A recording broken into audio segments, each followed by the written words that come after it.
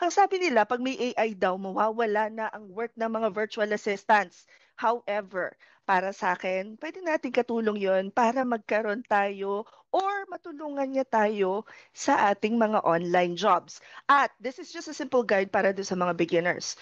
So, kung expert ka na sa paggamit ng ChatGPT, scroll ka na lang muna sa taas because this video is not for you. Ang goal nitong video na to is maturuan muna yung mga hindi pa gumagamit ng ChatGPT. Okay? Kung kagaya kayo ni Marian, sabi niya, ito yung hinahanap ko na gusto kong matutunan. Girl, marami pa ako ituturo sa inyo dito sa hashtag VA Life this 2025 challenge where everyday nagpo-post ako ng bagong videos na susundan nyo lang step by step kung gusto nyo na mag-start na mag-work from home. Speaking of, kung gusto nyo na magsimula na mag-work from home, pero di nyo alam kung saan magsisimula, the good news is you can use ChatGPT. It's a powerful tool. I have seen so many people talk about it, pero medyo yung iba sumasablay na.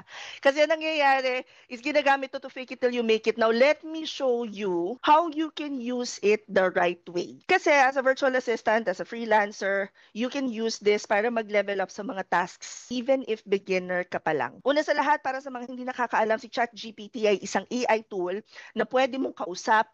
Parang ka-chat mo lang, pwede mo siyang utusan, pwede mong tanungin at sasagutin ka niya in seconds. A lot of freelancers are using it right now for copywriting, social media captions, blog posts, product descriptions. Sabi nga, hindi naman talaga papalitan ng AI ang mga freelancers.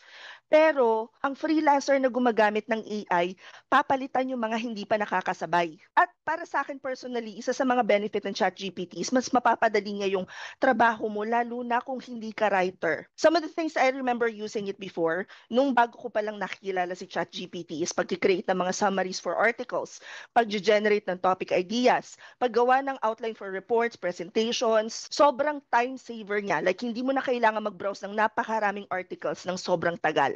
Isa pa, for my mentees, I actually asked them to use it to practice English conversations, paggawa ng sample email replies. Katulong ang Grammarly, which by the way, we will discuss later on sa next video. Chine-check niya yung aking sentence construction. Kumbaga para ready ka na sa client communications and job interviews. Isa pa, hindi mo kailangan maging techie para makagamit ng ChatGPT. Kung nagsisimula ka pa lang, kahit simpleng kaalaman lang sa pagtatype, madiskarte at marunong ka magtanong, kayang-kaya mong gamitin to.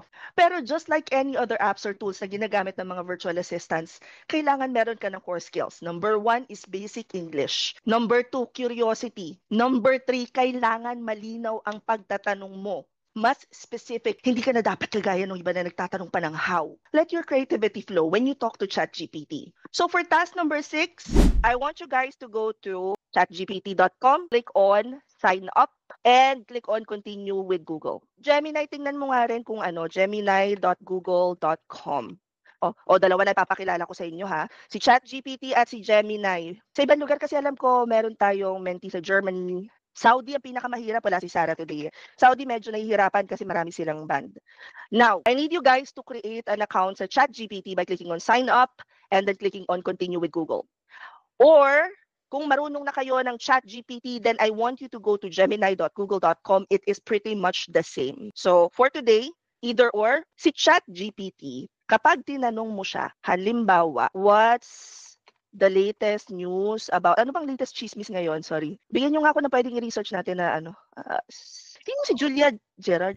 Si Julia. Okay, si Meiko na lang. Tingnan natin. Meiko and Patrick, yung nahack na BPO, pwede rin yan, Verna. So what it will do is it will give you a detailed answer based on sa lahat ng makukuha niyang sources online. Ibig sabihin, meron ka ng sariling taga-research. So that's how you use ChatGPT ha. Kung gusto mo pang matuto kung paano gamitin si ChatGPT para makahanap ng online work, i-follow mo ko and comment any questions you guys have about working from home. Follow for more work from home chismis and I'll see you on the next vlog. Bye!